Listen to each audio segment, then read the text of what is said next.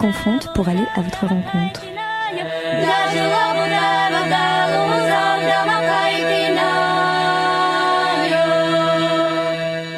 Elles en parlent encore, tous les 4e samedis du mois, une émission de Vie féminine Bruxelles sur Radio Panique 105.4 FM. Bonjour, nous sommes en direct de Radio Panique 104.5 pour l'émission de Vie féminine Bruxelles, elles en parlent encore. Alors aujourd'hui, c'est une émission un petit peu particulière qu'on va d'ailleurs co-animer avec Chloé. Bonjour à tous. Parce que entre ce 5 et 8 juin se déroule à Bruxelles le festival Art et Alphabétisation. Et du coup, ça nous semblait vraiment intéressant de s'arrêter en fait sur l'alphabétisation d'une part, et puis le lien entre l'alphabétisation et l'accès à l'art, la créativité. Et donc aussi comment un public précaire peut avoir accès aux lieux culturels. Et donc aujourd'hui, on a 4 invités. Chloé à la co-animation qui va nous parler de son expérience professionnelle. Aurélie Ackermann et Ilse de Clercq de Lire et Écrire Bruxelles. Ilse qui est vraiment spécialiste du festival qu'il a mis sur pied, donc elle va nous en parler. Et puis Christine Duquesne de Molenbeek Formation. Voilà. Alors je vais vous demander de vous présenter, de présenter en quelques mots votre association et quelle est votre vision de l'alphabétisation. Peut-être Aurélie Ackermann. Mais bonjour, voilà, moi juste pour me présenter rapidement, je travaille à Lire et Écrire Bruxelles, à la régionale, je m'occupe de sensibilisation. Qu'est-ce qui se cache derrière ce mot-là ? C'est toutes les actions qu'on peut mener, à la fois pour faire connaître la problématique aux personnes qui ne la connaissent pas, et souvent c'est des actions qu'on appelle dans notre jargon les actions grand public, mais aussi des actions, je dirais, plus ciblées, par exemple pour faire en sorte que les personnes qui travaillent avec le public alpha aient une pratique plus respectueuse justement des difficultés qu'ils peuvent rencontrer en lecture-écriture. Je donne un exemple, c'est par exemple un travail qu'on peut faire avec des personnes qui travaillent à l'ONEM. Et ça, c'est vraiment des animations pour qu'elles puissent à la fois comprendre la problématique et puis après essayer d'adapter leur pratique pour pas exclure deux fois finalement ce public. Voilà. C'était quoi l'autre question ? Pardon. C'était un petit peu quelle est votre vision de l'alphabétisation et voilà dans votre association. Notre vision, dans quel sens ? Dans un sens large, ça représente quoi dans votre association l'alphabétisation ? Qu'est-ce que vous en avez comme vision ? C'est une grosse question. Oui, c'est une grosse question. On n'a qu'une heure, donc je vais essayer de pas accaparer la parole parce que je dirais la porte d'entrée ou une des portes d'entrée, en tout cas à Lire et Écrire, c'est vraiment de comprendre le phénomène de l'alpha comme un phénomène social. C'est pas un destin individuel, c'est pas des personnes qui se retrouvent là-dedans parce que elles n'ont pas eu de chance ou elles sont pas nées au bon endroit ou elles n'ont pas été assez courageuses à l'école. C'est bien un phénomène social qui est lié déjà à des personnes qui sont exclues à la base dans bien des compartiments de la vie, que ce soit des exclusions sociales ou culturelles.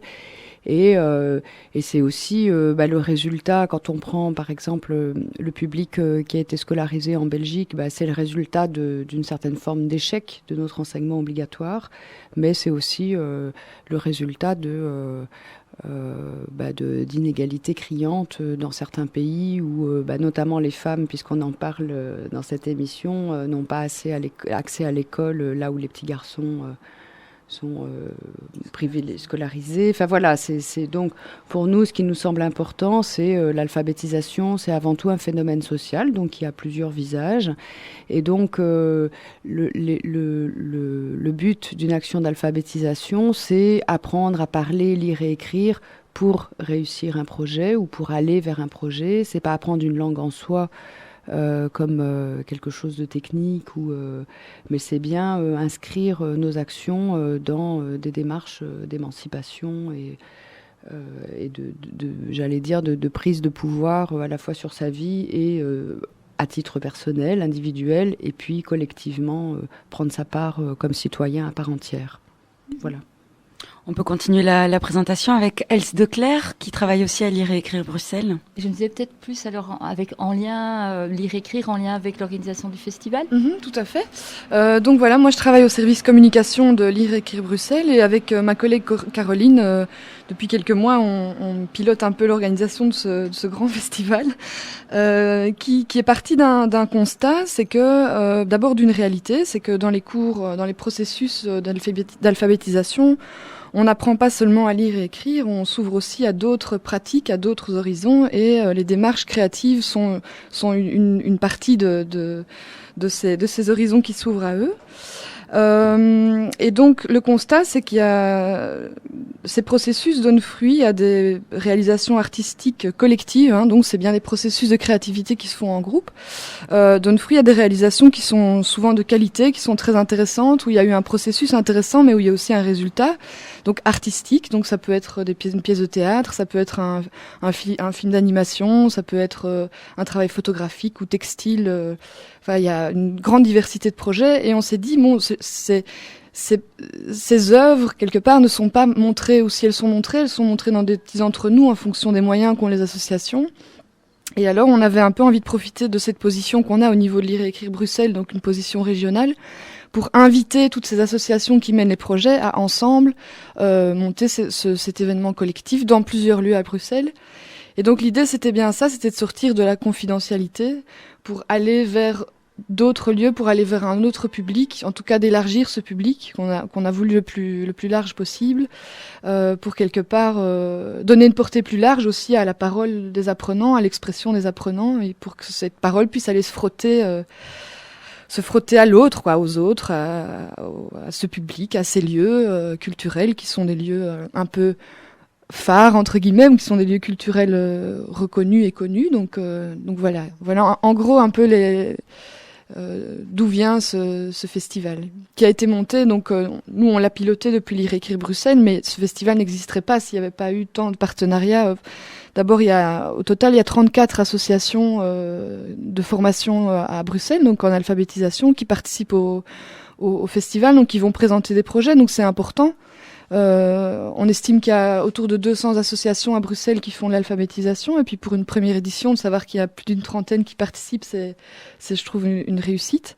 Donc 34 assos qui, au final, vont présenter près de 70 projets. Donc de disciplines très diverses. Et puis il y a aussi la richesse de ces partenariats avec des lieux culturels, et puis au cœur de tout ça, plusieurs centaines d'apprenants, donc plusieurs centaines d'adultes qui se sont lancés dans l'aventure. Donc voilà, il y a vraiment un tissu de liens et de collaboration en tous sens, et ça, je crois que c'est aussi la grande richesse de ce projet. Merci, on y reviendra plus longuement dans la deuxième partie de l'émission. Et donc, également Christine Duquesne de Molenbeek Formation qui participe au festival. Christine, tu es coordinatrice de Molenbeek Formation ? Oui, c'est ça. Donc, je suis coordinatrice de Molenbeek Formation qui est, située à Molenbeek, comme son nom l'indique, et qui fait principalement du français langue étrangère, aussi de la formation professionnelle en ORECA, mais là, pour le projet qui nous occupe, là, c'est essentiellement le français langue étrangère.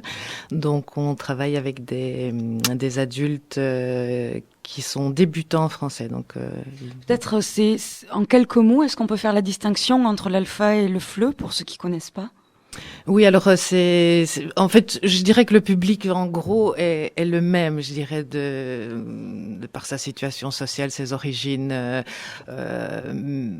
Si c'est vraiment une question, je dirais, de cases par rapport notamment à nos pouvoirs subsidiants. Donc, on va peut-être pas rentrer dans les détails, mais je croyais que l'alphabétisation, c'était des personnes qui ne savaient pas lire et écrire dans leur langue d'origine. Bien sûr que c'est ça, mais il y a différents degrés, je dirais, dans l'alpha. Chez nous, en français langue étrangère, donc on est dans une catégorie où le public, en tout cas, ne peut pas avoir le CEB. Ce qui le met donc c'est un public qui est infrascolarisé au départ. C'est vrai que chez nous, les prérequis sont de quand même maîtriser l'alphabet, grosso modo, donc savoir déchiffrer même sans comprendre, écrire même sans comprendre. Ce qui n'est pas toujours facile pour des arabophones. Voilà, donc la frontière finalement est assez floue, et nous, en tant que centre de formation en français langue étrangère, on fait partie d'ailleurs de la plateforme zonale de lire et écrire, puisqu'on est tout le temps en lien et qu'il y a vraiment des passerelles entre les deux. Et peut-être la même question qu'Aurélie Ackermann. Quelle est la vision de l'alpha ou du FLE chez Molenbeek Formation?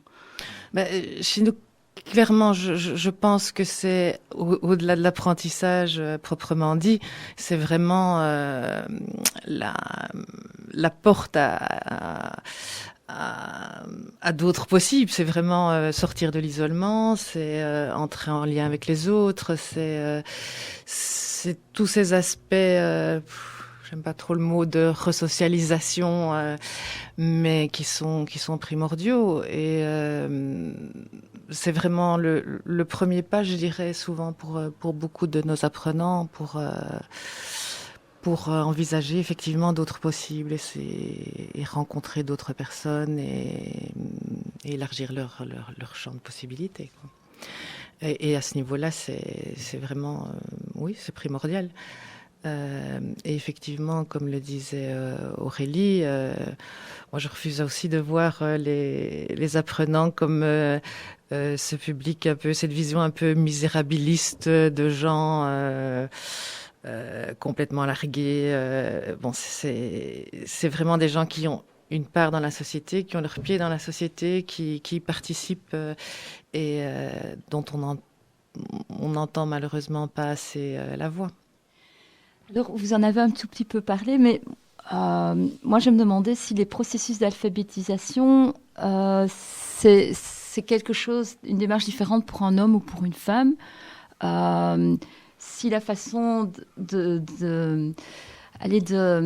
d'approcher l'alphabétisation est différente pour un homme ou pour une femme? Oui et non. Je dirais que, en tout cas, je ne vais pas parler pour tous les organismes de lire et écrire, je vais vraiment parler de mon expérience personnelle. C'est vrai que nous, on travaille avec un public mixte, ce qui n'est pas le cas de toutes les associations, pour différentes raisons. Je dirais que pour les femmes, l'enjeu est peut-être plus important parce que elles sont souvent beaucoup plus isolées. Elles sont souvent très enfermées dans la sphère familiale. Donc la possibilité d'entrer dans une formation, c'est déjà une première porte de sortie, je dirais. Une possibilité de rencontre avec d'autres. Et le pas parfois à franchir est beaucoup plus dur pour elles, où les hommes ont quand même une vie sociale plus importante en général. À ce niveau-là, oui, il y a une différence. Par contre, une fois qu'elles ont fait ce pas, je dirais que parfois elles sont encore plus volontaires, plus une motivation vraiment assez exceptionnelle. Enfin, je ne vais pas faire de généralité parce que la motivation est là chez les hommes aussi. Mais c'est vrai que c'est probablement plus difficile pour beaucoup d'entre elles. Un mot sur ça, Aurélie ? Oui, mais aussi en faisant appel à mon expérience personnelle, puisque j'étais auparavant moi-même formatrice. Ce que je constatais, c'est que, dans, j'allais dire, la façon d'apprendre, je pense, moi, je n'ai jamais vu de différence entre un homme et une femme. En revanche, dans les parcours, effectivement, pour arriver à l'alpha, j'ai vu beaucoup de femmes qui arrivent inscrites par leur mari, beaucoup de femmes qui arrêtent parce que le mari n'est plus d'accord. Voilà, donc plus des différences de cet ordre-là où on sent, enfin en tout cas, à nouveau, sans faire de généralité, mais chez certaines femmes, en tout cas, une dynamique de non-mobilité ou de non-liberté assez importante et qui a un fort retentissement notamment sur leur parcours pédagogique. Beaucoup aussi, moi j'ai jamais vu, dans tout, j'allais dire ma carrière, j'aime pas trop ce mot-là, mais enfin de formatrice, j'ai vu énormément de femmes qui venaient en disant je voudrais apprendre parce que mes enfants rentrent à l'école primaire et je vais devoir les suivre et lire le journal de classe. Je n'ai jamais rencontré un homme dont c'était la préoccupation. Donc il y a vraiment un partage, on voit très fort aussi, c'est ça que nous disent les femmes. Finalement, ce qu'elles nous racontent, c'est le partage des rôles et des responsabilités au sein de la famille. Donc elles ramènent un peu de leur vie privée comme ça dans les cours, y compris déjà dans leur motivation à suivre des cours. Donc moi, voilà, c'est cette différence-là en tout cas qui me saute aux yeux. Ce qui fait que parfois, c'est plus difficile pour elles, du coup, de suivre aussi ces cours, liés à la garde d'enfants. Alors, effectivement, et tu fais bien d'en parler, c'est vrai qu'il y a énormément de femmes, jeunes mères, soit qui étaient en formation, j'en ai connu, qui étaient enceintes en formation, qui ont dû arrêter parce qu'elles n'avaient pas de garderie pour les enfants. Et puis, effectivement, souvent, il faut organiser les cours. Alors, j'ai aussi une autre expérience professionnelle, puisqu'à un moment, j'étais coordinatrice pédagogique dans une des locales de Lire et Écrire Bruxelles, où quand on savait qu'on avait un groupe principalement de mamans, d'enfants scolarisés, on faisait presque l'horaire à la carte, pour être sûr que ces mamans puissent être à l'aise à la fois pour venir au cours et puis ensuite aller chercher les enfants à l'école. Voilà, c'est clair que leur vie, pour certaines en tout cas, est très fort organisée autour des horaires et des contraintes des enfants. Merci beaucoup. Mais pour terminer le tour de table, j'aurais bien quand même voulu que Chloé se présente. Avant la pause musicale. Donc, peut-être vous avez déjà entendu ma voix. Je suis animatrice régulièrement sur Radio Panique. Mais je viens aussi aujourd'hui en tant que médiatrice culturelle, puisqu'on a travaillé ensemble avec Molenbeek Formation. Et de manière générale, je travaille au Musée Royal des Beaux-Arts pour le programme Sésame. Le programme Sésame, c'est un programme qui va avoir 10 ans, qui a été créé par une historienne de l'art, Anne Kerinjan, et qui s'adresse aux associations sociales et socioculturelles ou communautaires. Donc, c'est un public très très large. Au musée, on accueille aussi bien des personnes en alphabétisation, donc ça fait partie, on a des partenaires forts dans ce milieu-là.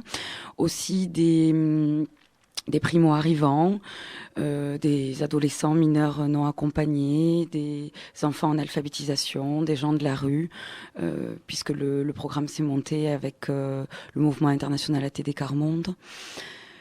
Voilà, on accueille les gens au musée, on va aussi dans les associations. Je pense qu'on aura le temps dans l'émission de détailler un peu plus le contenu du partenariat qui nous a liés à Molenbeek Formation. Avec beaucoup de déplacements. L'idée, c'est de sortir aussi du musée pour aller à la rencontre des personnes. On se rend compte que c'est essentiel pour les inviter par la suite à y entrer. Ok, alors on va faire une première pause et puis on va détailler tout ça. Première pause musicale avec Renata Rosa, qui est une magnifique brésilienne, violoniste et chanteuse, qui travaille notamment avec les Indiens du nord-est du Brésil. On l'écoute avec le morceau, là, elle le dira mieux que moi. Oi laranjeira, oi laranjeira, oi laranjeira, oi laranjeira. Voilà, nous sommes de nouveau en direct sur Radio Panique 105.5, 104.5. 105.4. Merci. Je vais y arriver. On est sur le 105.4. L'émission de Vie Féminine Bruxelles, elles en parlent encore. Alors, voilà, je me disais que ouvrir l'accès à l'art, c'est comme ouvrir l'accès à la lecture et l'écriture. Je me disais, c'est probablement prendre distance avec le réel, la quotidienneté des choses, quand on peut le lire, quand on peut l'écrire ou quand on peut le représenter. Ça permet sans doute de prendre la distance et de prendre aussi de la hauteur, de l'aile, d'aller vers des ailes et d'aller vers autre chose. Voilà, je me disais, est-ce qu'il y a des techniques particulières, artistiques, pour s'adapter à un public d'alpha ? C'est une question comme ça. Je me dis. Il y a certainement des techniques privilégiées. Bon, on pense peut-être directement à l'écriture, mais est-ce que l'écriture, en effet, est le plus pertinent? Est-ce qu'il y en a d'autres? En tout cas, du point de vue finalement, ce festival est quelque part un bon observatoire, même si évidemment on n'a pas la prétention d'avoir récolté tous les projets qui sont passés en alphabétisation, mais ça permet en tout cas d'avoir un échantillon assez, enfin voilà, un observatoire de qu'est-ce qui se passe au niveau créatif, artistique, expression culturelle en alpha. Et notre grande surprise, parce qu'on a fait un appel à projet pour pouvoir identifier tous ces projets, notre grande surprise, c'est qu'il y a une très grande diversité de pratiques justement. Et donc moi, je pense que c'est pas le fait que la technique en soi soit appropriée, c'est plus comment est-ce qu'on met en place le processus, c'est plus au niveau de comment est-ce qu'on va animer ces ateliers, de comment on va amener cette pratique, comment on va la rendre accessible, comment on va l'expérimenter, en collaboration avec le formateur, parce que ce sont des artistes, mais qui sont aussi en binôme, je veux dire, avec les formateurs qui sont garants un peu du processus d'apprentissage. Mais au niveau technique, pratique, il y a, enfin je l'ai dit tout à l'heure un peu, mais il y a du film d'animation, de la vidéo, du théâtre d'ombre, du textile, voilà, plastique, photographie, peinture, gravure. Enfin, il y a vraiment une très grande diversité de projets, et ça, je trouve, c'était vraiment une belle surprise, quoi, de se dire waouh, il y a vraiment tout ça, quoi. Et donc. Puis alors la question subsidiaire, un petit peu femme entre guillemets, c'était de se dire tiens, est-ce que toi tu as remarqué qu'il y avait des techniques qui étaient plus prises par les groupes de femmes que par les groupes mixtes En tout cas, donc il y a en effet plusieurs projets qui ont été portés par des groupes de femmes. Je pense par exemple au projet de la Maison des Femmes de Forêt, où là elles sont sur un projet de récupération, donc récupère, donc c'est récupération de vêtements, mais pas que, il y a aussi un peu du plastique, l'art plastique, mais essentiellement, en effet, le vêtement, le texte écrit sur les vêtements. Je pense à d'autres projets de la Maison Mosaïque de Laken et d'Etterbeek, de Vie Féminine, qui ont fait tout un travail plutôt textile. Donc là où elles sont sur la couture, mais pas que, elles ont aussi écrit des revendications qui ont été brodées ensuite sur le tissu. Donc c'est vrai que peut-être, maintenant que vous me posez la question, il y a peut-être ce fil conducteur du fil, du textile, du fil de la transmission aussi de qui je suis, de transmission de son histoire, de soi dans ce textile, où je pense aussi à un travail autour du batik, où il y a eu la projection de tout un univers personnel sur des carrés qui ont été mis après ensemble dans une œuvre collective. Donc voilà, c'est aussi une façon de valoriser qui on est, ce qu'on a appris, notre culture, et peut-être, je veux pas tirer de généralité, mais que les femmes ont ce lien au fil, quoi. Mmh. C'est justement l'animatrice du projet Batik qui m'avait expliqué un jour qu'elle considérait, maintenant c'est à prendre, ce n'est qu'un point de vue, que pour permettre aux femmes d'appréhender l'art, il fallait partir du quotidien, donc du tissu, des choses. Et elle disait, c'est même pas des tissus nobles que j'utilise, c'est des tissus du quotidien qui viennent de l'intérieur de chacune des femmes. Voilà. Alors, Aurélie ? Oui, moi je voulais, parce que j'aimais bien cette dimension que tu donnais en disant aller vers des pratiques d'expression artistique, c'est prendre de l'air, s'éloigner un peu du quotidien. Et puis, alors il y a effectivement ce mouvement on va dire, d'expansion. Et puis en même temps, c'est partir de soi. Donc voilà, pour moi, c'est un double mouvement qui me semble extrêmement important de souligner. C'est partir de soi, qui je suis, quelle est ma culture, effectivement, dans mon quotidien, quelles sont les choses qui me touchent, ou qui me touchent dans tous les sens du terme, à la fois au positif et peut-être au négatif. Et donc, c'est aussi, puisque justement, alors c'est peut-être le paradoxe, mais c'en est pas un, c'est que parce que toutes ces personnes qui sont dans des formations alpha sont en train d'apprendre malgré tout une langue qui n'est pas la leur, que ce soit pour le parler, le lire ou l'écrire, c'est aussi pouvoir s'exprimer indépendamment de la langue, au travers de quelque chose qui va leur permettre de prendre des raccourcis pour l'expression. Et c'est aussi soutenir la démarche interculturelle, puisque ça, c'est quelque chose qui nous tient énormément à cœur, et je pense que c'est assez bien partagé dans les groupes d'alpha. Else le soulignait, c'est bien des projets collectifs, donc on n'est pas en train de mettre en lumière des artistes individuels, c'est pas du tout le propos dans ces démarches qui sont mises en œuvre, mais bien comment collectivement, donc à la fois chacun part de lui, mais dans le pot commun, si je puis dire, une part de qui il est, une part de sa culture. L'artiste qui a collaboré avec ces groupes, lui, vient avec un média, un support. Et c'est tout ça qui va permettre, effectivement... Donc, justement, peut-être on peut rebondir sur l'exemple qui a lié le programme Sésame des Musées Royaux des Beaux-Arts avec Molenbeek Formation. Quelle présentation générale tu en donnerais, Christine? Alors, de manière générale, pour nous c'est vrai qu'on a un partenariat privilégié avec Sésame depuis 2007, je pense, par des animations dans et autour du musée, qui étaient plutôt des animations, je dirais, ponctuelles. Et là, en 2011, on s'est vraiment attelé à ce gros projet qui était à visage découvert, ce que le portrait dit de moi et des autres. Donc, c'était vraiment à travers les portraits, les tableaux des musées d'art anciens. Les apprenants se sont vraiment appropriés ce thème du portrait, le visage dans la peinture, mais leur visage à eux, le visage des autres. C'était vraiment cette espèce de regard croisé entre les œuvres d'art et leurs propres émotions, leur propre vécu. Et là aussi, il y avait vraiment cet échange à la fois dans l'espace, donc je dirais les différentes cultures, mais aussi dans le temps, puisque c'était les portraits des musées d'art anciens. Et ça a vraiment apporté, je sais pas, une manière je sais pas comment exprimer ça. C'était tellement riche. Bon, on va pouvoir voir par la suite les impacts. Voilà, ils ont vraiment, à partir de ça, réalisé autant des œuvres plastiques. Des œuvres plastiques que des prises de parole, des photos. Ils se sont vraiment mis en scène dans le tableau et ça a donné lieu, on pourra le voir au Brasse, des réalisations assez extraordinaires. Assez multiples. Ouais.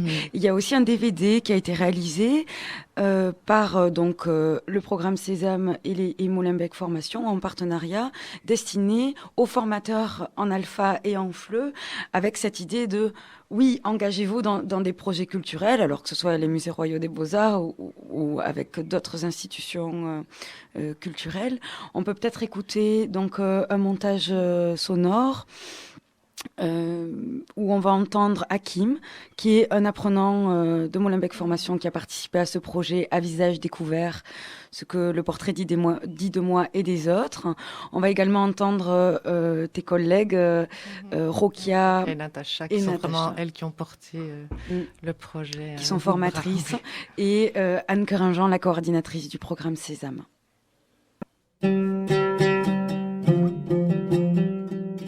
Personnellement, le projet m'a plu beaucoup parce que quand j'étais au Maroc, ma femme ici m'a raconté beaucoup de choses sur la Belgique, sur la culture de la Belgique. Mais je ne croyais pas que je passe des moments comme ça parce que c'est la première fois que je vois des tableaux, des grands tableaux comme ça de toute ma vie. Vraiment, on a appris beaucoup de choses. On a su comment lire un tableau, comment imaginer une histoire, dessiner, comment décrire un portrait.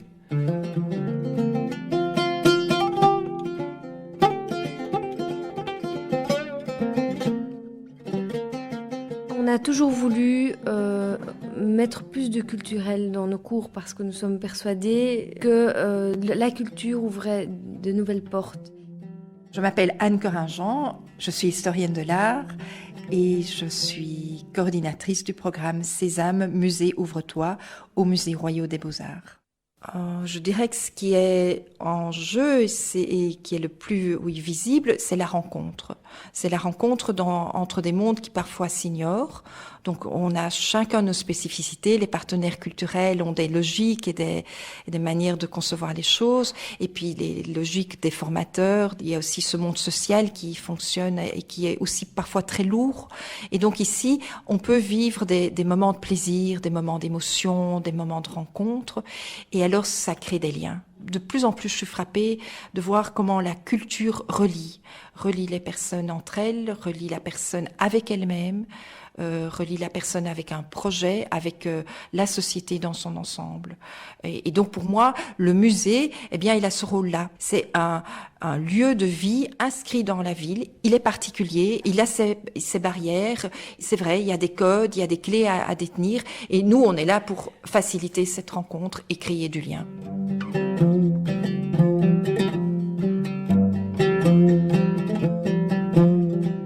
Mais nous-mêmes, nous avons été fort surprises de voir avec quelle envie, quel bonheur les stagiaires participaient à un atelier créatif. Donc moi, je suis Natacha, formatrice en français langue étrangère. Vraiment, on aurait pu croire qu'ils l'attendaient et que ça leur a permis de faire passer des choses qu'ils ne savaient pas faire passer avec les mots. Ils ont découvert qu'avec la créativité, on pouvait exprimer plein de choses. On pouvait utiliser d'autres outils pour parler, s'exprimer, raconter, se sentir bien.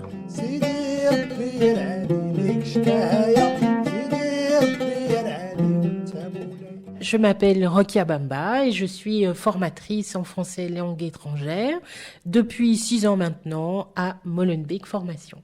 Ça fait vraiment vivre la classe autrement, ça les fait réagir autrement et ça les fait communiquer autrement. C'est le plus beau des cadeaux pour un professeur. Enfin, un projet comme ça suscite cette cohésion, c'est incroyable. Et donc, un cadeau pour le formateur. Voilà, ça c'est déjà une première chose pour rentrer dans le débat.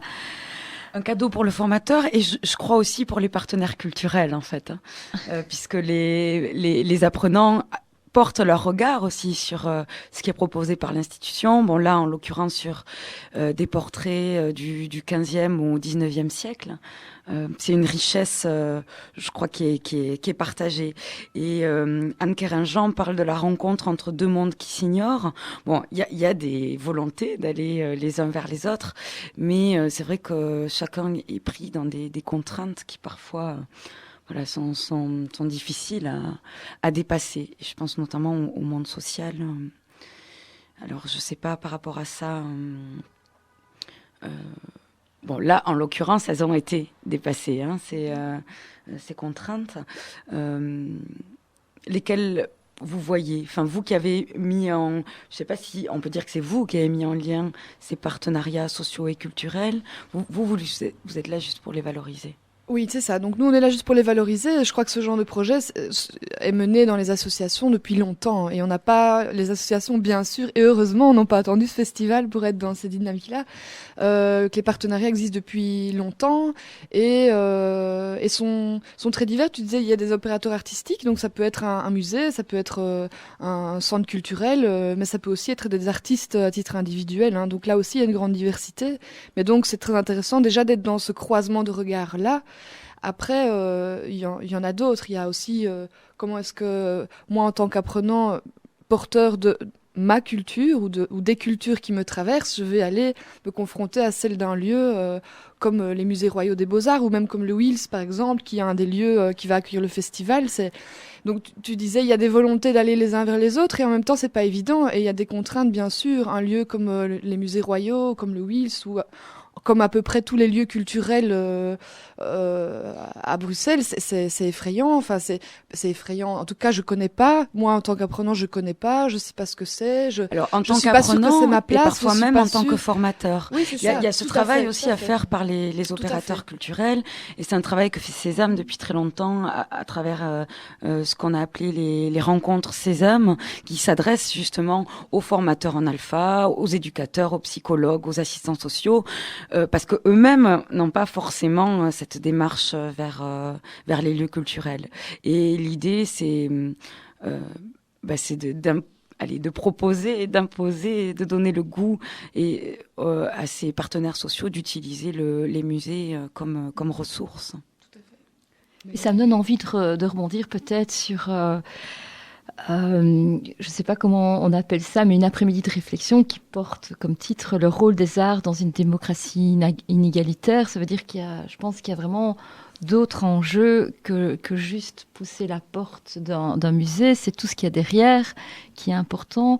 Dans la petite capsule sonore, il disait aussi que c'était aussi la culture, l'accès à la culture qui reliait les personnes, pouvoir dépasser sa culture individuelle pour aller vers la culture, pour relier les personnes. Entre elles et avec elles-mêmes. C'est ce qui est dit. Donc, Ilse, tu avais envie de parler peut-être de cet après-midi-là? Le rôle des arts dans une démocratie inégalitaire. Je vois qu'Aurélie... vous avez tous les deux envie de parler. Oui, depuis tout à l'heure. Mais non, je laisserai la parole à Else pour parler peut-être un peu plus de ce moment d'échange-débat.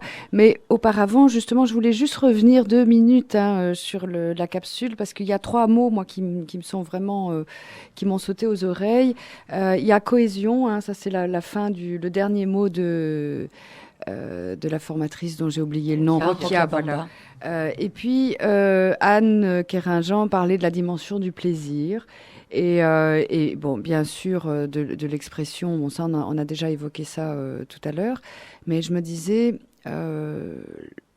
et tu parlais ici de la dimension interculturelle, effectivement, mais je dirais un des principaux but, enfin au-delà des productions, c'est être ensemble avec cette dimension de plaisir, avoir quelque chose à partager mais qui fait du bien.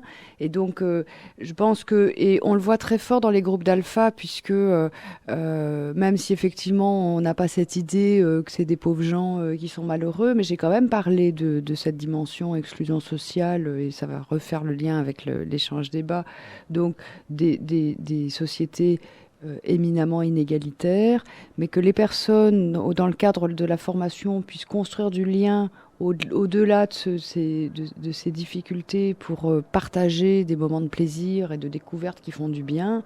Je trouve que, alors sans doute qu'au niveau de la cohésion, effectivement, ça joue très très fort, quoi. C'est vraiment, c'est un lien solide là qui se crée dans les groupes, quoi. Mais voilà, c'est juste ça que j'avais envie de relever par rapport, de façon générale, à ce recours qu'ont certains groupes à s'inscrire dans des ateliers d'expression artistique. Et oui, donc voilà, pour revenir à cet après-midi du mercredi 6. Donc l'idée, c'était pas, en tout cas avec ce festival, c'était pas uniquement de montrer des choses, c'était aussi d'être dans une dynamique d'échange, de réflexion, de ensemble se poser des questions. Et donc ce mercredi après-midi est consacré à ça. Donc comme on l'a dit tout à l'heure, c'est le rôle des arts dans une démocratie inégalitaire, avec comme sous-titre l'alphabétisation et les arts ont beaucoup à se dire. Mais donc voilà, il y a tant de choses sur lesquelles on peut agir avec ce genre de projet. Enfin, agir ou pas, hein. On peut aussi être dans le plaisir, il y a plein de dimensions. Je dirais mettre en jeu. Mettre en jeu, voilà. Et donc, Chloé, tout à l'heure, tu parlais du lien ou du rapport qu'il peut y avoir entre une institution culturelle comme les musées royaux des beaux-arts et des adultes en formation. Mais je pense que là, il y a déjà... Enfin, pour moi, là, je prends une casquette très personnelle pour réagir, hein, mais qu'il y a en effet ce mouvement. Donc, comment est-ce que, en tant que public qui n'a pas forcément accès à ce genre de lieu, comment est-ce qu'on va faciliter cet accès? Comment on va travailler sur ce lien-là? Comment est-ce qu'on va pouvoir prendre sa place dans ce lieu qui, finalement, appartient à tous en tant qu'institution publique. Donc ça, c'est un premier mouvement important, je crois, dans le travail qu'on a à faire avec la culture. Mais pour moi, il y en a aussi un autre. C'est comment est-ce qu'on va valoriser la culture des gens? Comment est-ce qu'on va aussi mettre en lumière, ou comment est-ce qu'on va valoriser les cultures dites populaires, dites minoritaires, dites voilà, être vraiment dans cette démocratie culturelle, donc de valoriser les expressions culturelles des gens. Et parce que je pense que la culture, c'est ces deux mouvements-là. Et donc, il y a à la fois aller vers ces institutions culturelles avec un grand C, comme on dit, mais aussi comment est-ce qu'on valorise la culture des gens et comment est-ce que se rencontrent finalement ces deux visions. Donc, voilà, je pense que la réflexion du mercredi après-midi se cantonnera pas à ce que je viens d'évoquer. Ça sera, je pense, assez large. Concrètement, on va partir d'expériences de terrain. Donc il y aura des associations d'alphabétisation et leurs partenaires artistiques qui seront là pour parler de projets de manière concrète, donc de terrain. Et puis après, il y aura des intervenants plus entre guillemets experts, hein, mais experts de terrain aussi hein, par ailleurs, mais qui vont un peu je veux dire, poser les questions sur les enjeux qui traversent tout ça et peut-être prendre un petit peu de recul pour être alors sur une réflexion peut-être un peu plus analytique. Mais l'idée, c'est bien de débattre avec la salle, hein, donc ça va pas être un exposé magistral. Donc c'est vraiment tous ensemble, en tant que porteurs d'expérience, ou de pouvoir partager là-dessus. Mm-hmm. Ça me donne envie d'écouter la capsule de Christelle Loveau, donc qui travaille à la Maison des Cultures et qui me parlait hier, je pense, de son travail d'ouverture d'un lieu à un public fragile. Et là, elle me parlait même spécifiquement de comment ouvrir la porte aux femmes. Moi, je dirais qu'il y a au moins 2 voies d'accès qui sont utilisées par la Maison des Cultures, qui reviennent à nouveau à la base, qui est quels étaient les besoins des habitants ici à Molenbeek. Et une des choses criantes était le manque d'ateliers pour les tout-petits, par exemple, le manque de lieux de stage aussi, en tout cas dans le domaine créatif. Hein. Et donc, on a commencé à développer ça. Donc ça, c'est un biais, je vais dire, où là, par le fait de répondre à une demande, on rencontre des enfants et forcément, on rencontre leurs parents. Ces familles-là, on leur propose des spectacles, que ce soit pour les enfants ou que ce soit pour eux. Et la deuxième façon de travailler aussi, en tout cas moi c'est celle que je préfère et que je trouve qui fonctionne le mieux, c'est vraiment créer un lien de confiance à nouveau en partant de la demande. Donc je donne un exemple, dans le cadre de la journée de la femme du 8 mars, on a accueilli, c'était un partenariat entre autres avec la Maison de la Femme, mais aussi des associations congolaises, le PAC, etc. Et donc, ils ont créé une programmation et l'après-midi était vraiment dédié à quelque chose qui, moi, m'a beaucoup touchée, qui était des remerciements. Vraiment été de l'ordre d'un dialogue super beau, quoi. Puis tout le monde a mangé ensemble. Et puis le soir, était prévu une pièce de théâtre qui s'appelait La Kaina, et un concert d'une chanteuse congolaise vraiment très intéressante. Eh bien, les femmes de la Maison de la Femme sont revenues le soir, pas toutes, mais au moins la moitié, sont revenues le soir voir tout ce spectacle. Et c'était une fête vraiment très agréable. Et donc, je pense qu'il y a de l'ordre de... il faut toujours faire attention, je crois, de pas être une navette spatiale et donc de pas arriver pouf comme un ovni, mais de vraiment essayer de en quoi est-ce que on peut rendre service, en quoi est-ce qu'on peut être un lieu accueillant, et puis après proposer soit des choses qui sont plus faciles dans le sens plus connu, avec des petites influences plus originales ou plus nouvelles aussi. Et puis il y a une dernière façon de faire, mais pour le moment, moi, je ne la trouve pas encore tout à fait au point, qui est d'aller dans les structures associatives, par exemple avec un artiste, ou que ce soit moi qui le fasse, et aller expliquer le spectacle, donner des codes, qu'un lien de confiance se passe aussi avec l'artiste. Mais là, je pense qu'il y a encore de la réflexion pour voir exactement comment amener ce type de lien. Tandis que là, quand on répond quelque part à une demande de est-ce qu'on peut utiliser le lieu et qu'on a vraiment un accueil dans ce cadre-là, c'est tout à fait différent. Là, il y a en effet des femmes que je reconnais, qui me reconnaissent, des envies de travailler ensemble, je veux dire là plus au niveau des formateurs, mais même au niveau des habitantes. Pour moi, la boucle est bouclée comme ça. Ça ne sera pas toutes les personnes qui souhaiteront ça, c'est clair, mais je crois que c'est vraiment le côté que les expressions culturelles de chacun trouvent une place ici, et de toujours penser que la culture est un concept très très vaste qui ne s'arrête pas du tout à une salle de spectacle, mais qui est vraiment de l'ordre des codes, des normes, des modes de dialogue entre les personnes aussi, et de beaucoup de confiance, d'explication, de mots à passer entre les personnes, quoi. Voilà, avec plaisir. En direct de Radio Panique, l'émission Elles en parlent encore. Après cette belle cellule sonore, on va quand même repasser, je pense, aux choses concrètes de ce festival de 3 jours. D'ailleurs, pourquoi est-ce que c'est 3 jours ? Mais je pense que il faut bien rappeler, ou en tout cas le dire si ça n'a pas encore été dit, que c'est la première fois qu'on organise ce festival, que c'est une première édition, que c'est parti d'une envie, et puis que ça a pris forme rapidement, et ça a pris une forme d'ailleurs très... Enfin voilà, ça a pris beaucoup d'ampleur, ça a réveillé beaucoup d'enthousiasme, mais voilà, ça restait une première fois, et donc on a été à la fois dans un mouvement d'ouverture et d'emballement, et puis en même temps dans un mouvement de rationalisation de oulala, bon c'est la première fois qu'on le fait, on va essayer de le faire bien, de le faire en grand, mais en même temps en balisant un minimum, et je crois que voilà, 4 jours c'est aussi c'est pas, ça aurait pu être plus long, et en même temps voilà, il me semble que c'est déjà bien, et c'était lié aussi à la disponibilité des lieux, il y avait toute une série de paramètres à prendre en compte, et voilà comment en tout cas cette année on a la formule à laquelle ça aboutit, quoi.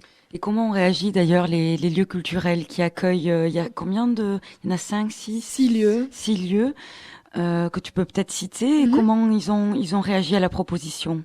Donc les 6 lieux, c'est la Maison des Cultures de Molenbeek, dont on vient d'entendre Christelle qui travaille là-bas, qui a porté ce projet avec nous.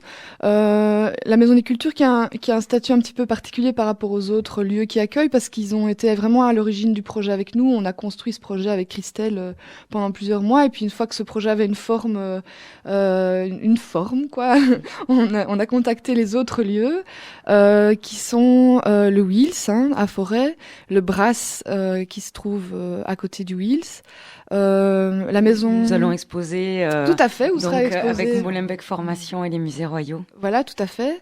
Donc à visage découvert. La Maison du Livre. La Maison du Livre à Saint-Gilles, la Maison de la Création à Laken, et les Ateliers de la Banane, qui est un centre d'expression et de créativité à Saint-Gilles. Ouais, il y a quand même...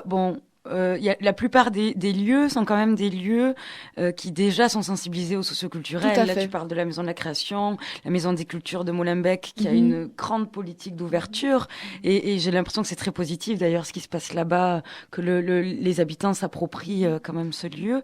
Bon, à part le Wheels, qui certes est un centre d'art contemporain, donc il y a peut-être une image plus élitiste, mais qui a quand même cette volonté d'ouverture. Tout à fait, puisque en tout cas, donc tu demandais, le projet a été très favorablement accueilli par les lieux. Évidemment, des lieux dont on savait qu'il y avait déjà un feeling, une sensibilité, il y avait déjà une expérience de travail avec ce type de public.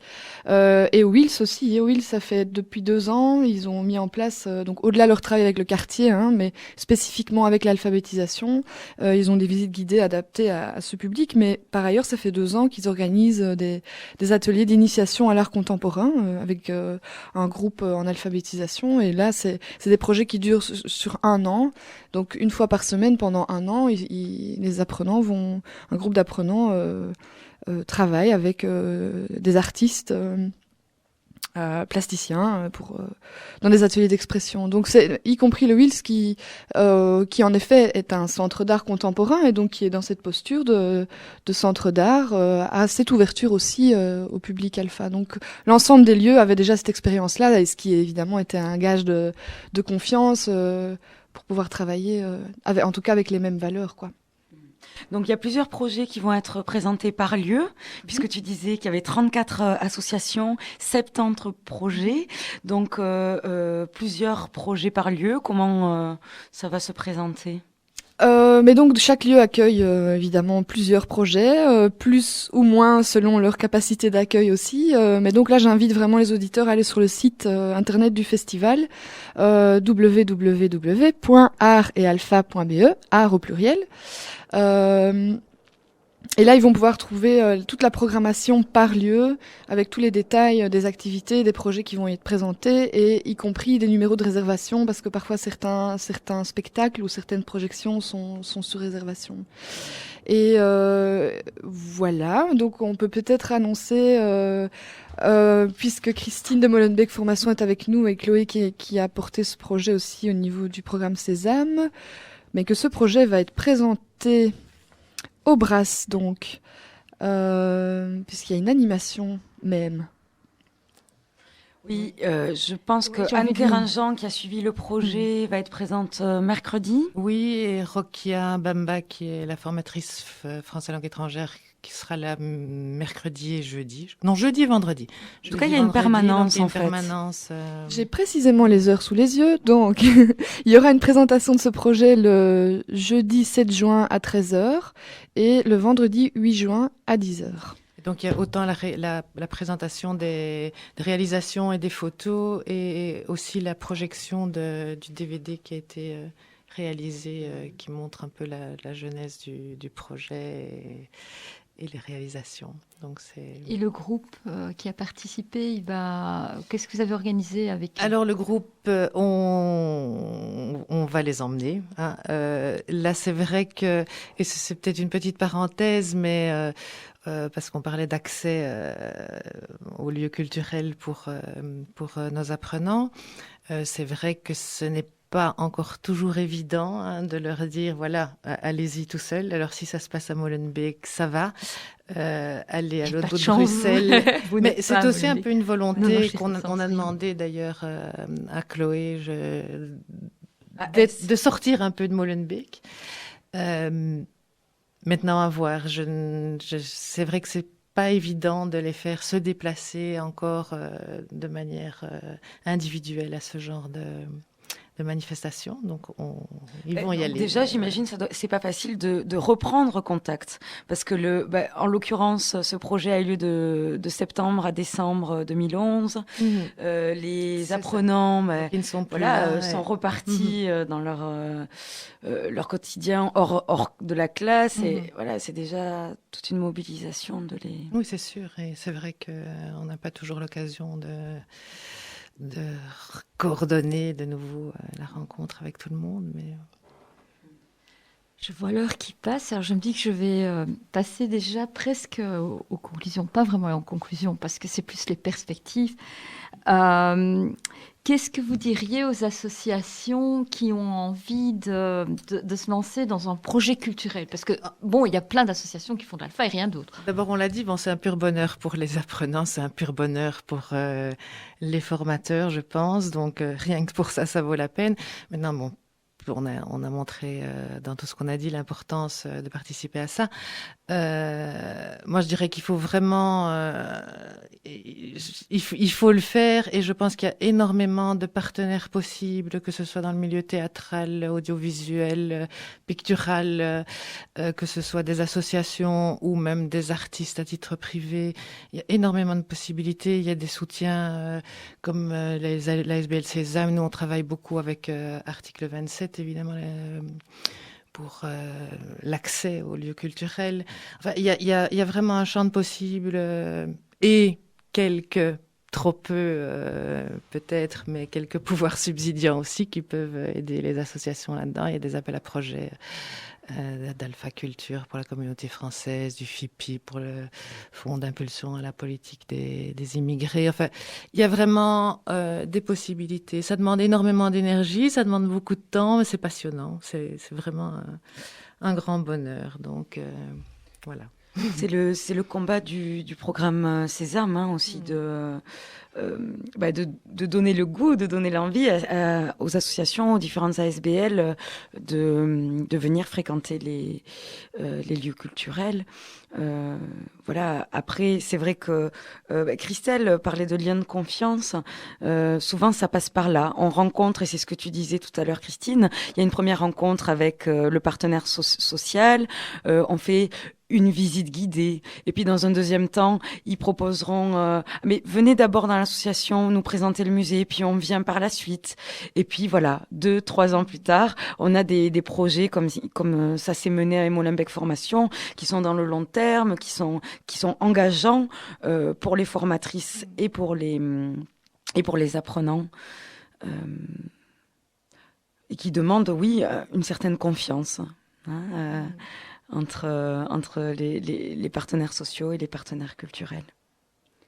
Mais par rapport à comment donner envie, de façon plus générale, indépendamment du festival, on on se rend compte notamment dans les associations reconnues en éducation permanente que les formateurs souvent hésitent à se lancer dans des démarches comme ça en disant oui mais bon pendant que je fais ça alors les cours ça n'avance pas et le français est comme si l'un excluait l'autre et j'ai envie de dire mais en fait c'est tout l'inverse. Si on, ben voilà, on a donné plein d'exemples des différentes techniques ou médias qui pouvaient être investis dans le sein d'ateliers créatifs. Il n'y en a pas un qui ne développe pas l'expression et donc il n'y en a pas un qui va pas chercher la langue là où elle est.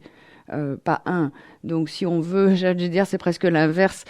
Parfois j'entends des formateurs qui disent oui mais les apprenants n'apprennent plus. J'avais envie de dire alors il faut peut-être arrêter de vouloir leur apprendre des choses et les mettre juste dans des projets d'expression et ça va repartir comme sur des roulettes. Oui, parce que c'est vraiment ça qui donne du sens aussi. Tout à fait. Tout à fait. Est-ce qu'il y a envie de dire un petit quelque chose? Toute petite dernière chose, très concrète, c'est qu'est-ce que j'ai envie de dire aux formateurs ou aux artistes qui ont envie de se lancer dans ce genre de projet, c'est rendez-vous le mercredi 6 à la Maison des Cultures, entre 10h et 14h. Il y a un moment qui s'appelle boîte à outils, où il y aura toute une série de partenaires artistiques, d'artistes, de musées, qui seront là pour montrer ce qui est possible comme collaboration. Et donc, concrètement, les associations pourront y trouver des conseils, des coordonnées, des outils pour pouvoir se lancer dans de nouveaux projets, en espérant qu'il y en aura plein dans les années qui viennent pour qu'on puisse rééditer le festival d'ici quelques années. Chloé, où est-ce qu'on peut trouver ton CD ? Alors, si vous êtes intéressé pour ce DVD qui s'adresse aux formateurs en alpha et en FLE et sur le partenariat qui a été Molenbeek Formation, vous pouvez écrire un mail au programme Sésame ou appeler donc les musées royaux des beaux-arts. Voilà. On doit se quitter, je crois. Alors juste, le mot de la fin pour moi, c'est qu'effectivement, il y a des projets de vie féminine qui participent. Il y a l'espace femmes de Jette qui est à la Maison des Cultures avec une permanence jeudi matin. Il y a les maisons mosaïques de Laken et Etterbeek, on en a parlé. Vous dire qu'on a une page Facebook qui s'appelle Elles en parlent encore. Et qu'on a des émissions en préparation et probablement une suite à cette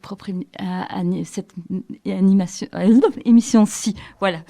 Alors, je vous remercie toutes. Merci. Merci à vous. Voilà. Merci. Et à une prochaine fois. Avec plaisir. Au revoir et bon festival, donc Arrêt Alpha. Merci. Et bienvenue.